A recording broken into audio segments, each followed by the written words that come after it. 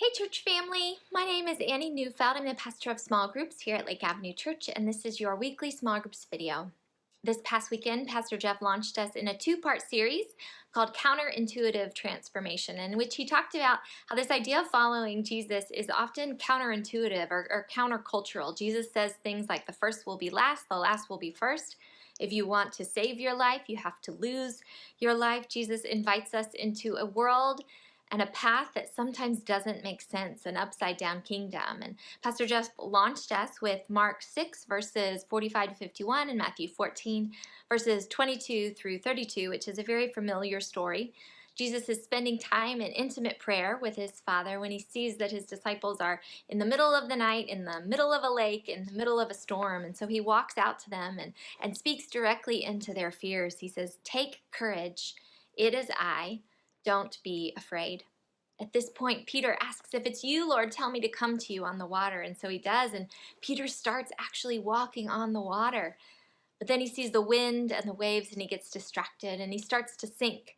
He cries out, "Save me," which of course Jesus does. And once he calms everything down, Jesus closes with, "You of little faith, why did you doubt?" Pastor Jeff made three observations on this text.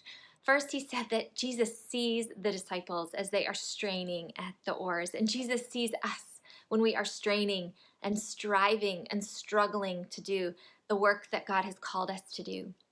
Second, Jesus reveals his divinity to them in the middle of the storm. Jesus doesn't wait for the storm to pass. He doesn't wait for them to have more faith, for their fears to go away.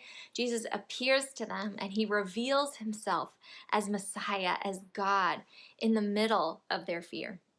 And last, we see that Peter, he shows us what it looks like to truly follow Jesus with an honest faith. Peter bounces around a lot in the Gospels. In one moment, he is full of fear, and in the next moment, he is full of faith. He kind of bounces between terror and glory. And in this passage, we see that same thing. And we see that in our lives as well, right? That in one moment, we are trusting the Lord, that his grace is enough. And in the next moment, we don't know if God is even real, if God is here to rescue us. But luckily, it doesn't depend on us, that God, in his grace, has reached down. Jesus reaches down to Peter to save him despite his fears, and he does the same for us. Well, this week in our small group time, I want to invite you to talk about fear. I know that's going to make us uncomfortable. It is vulnerable. It is hard, but I think that we can do it.